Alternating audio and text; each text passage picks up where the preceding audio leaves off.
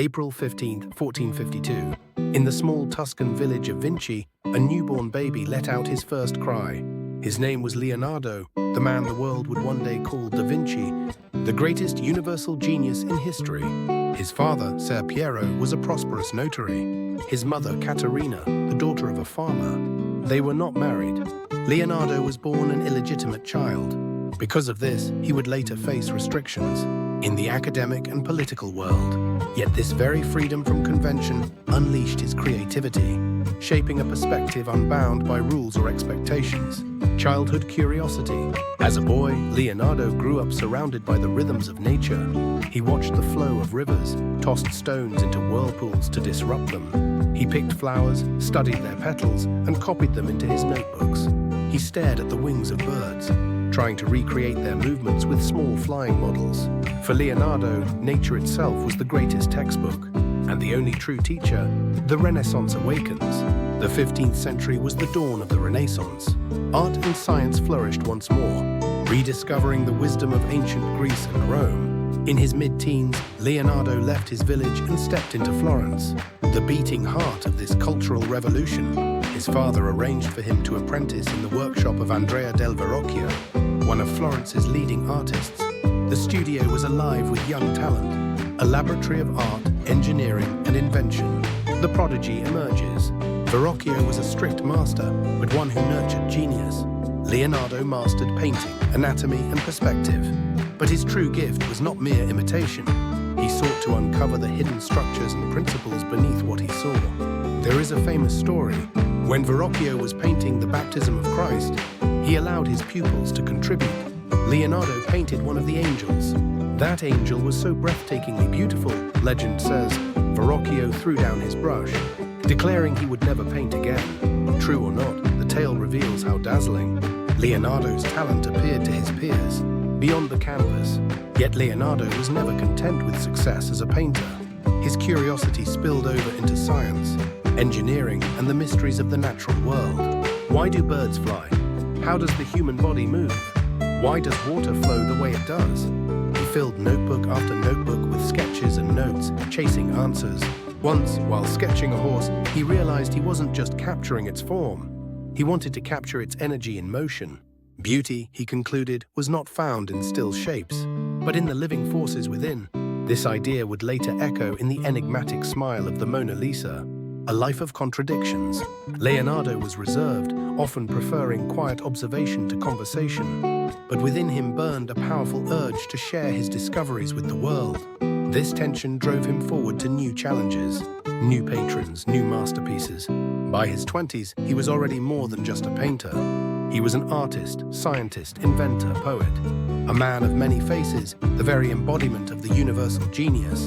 Soon he would leave Florence for Milan, where destiny awaited him with commissions that would change history itself. The Last Supper.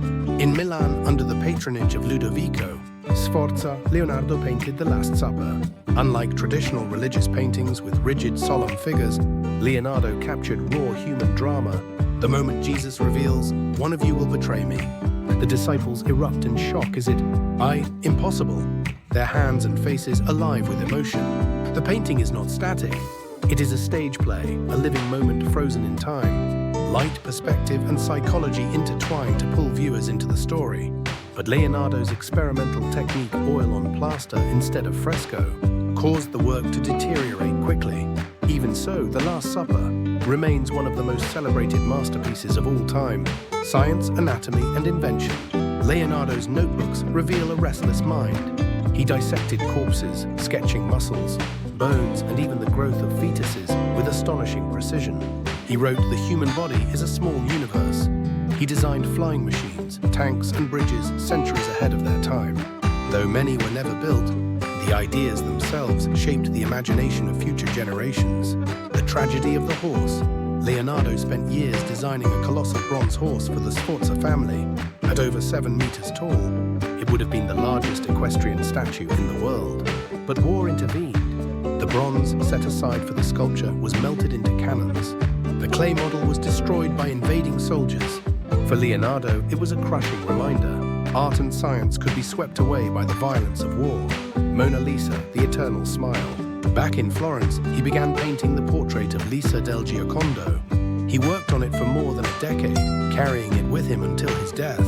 Her smile subtle, mysterious, alive. The background, dreamlike landscapes fading into mist. It was not merely a portrait.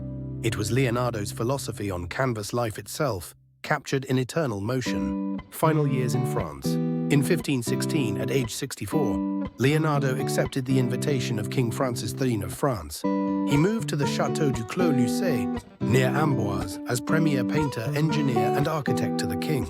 Though his right hand was partially paralyzed, his mind remained sharp.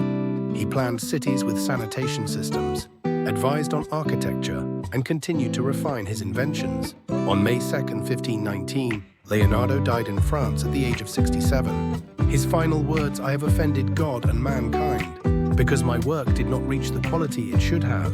Leonardo and AI, a modern imagination. And now imagine, what if Leonardo lived today? What if he had AI at his fingertips? He would not see it as a tool of convenience, but as wings of human imagination. He would feed it observations of nature patterns of rivers, flight of birds, the geometry of flowers, and push it to reveal truths beyond human vision. "Nature is the supreme teacher," he wrote. With AI, he might have uncovered mysteries of the earth and the cosmos we still chase today. A message across time. Leonardo left us with a challenge. Learning never exhausts the mind. Knowledge is the daughter of experience. In an age of AI, his wisdom is more relevant than ever. The true key is not the tool, but the curiosity and courage of the one who wields it. Closing call to action. Leonardo da Vinci, a man whose unfinished dreams became humanity's endless pursuit. If his story moved you, if his vision inspired you, then subscribe to this channel, because your curiosity, like his, is what will create the next chapter of history.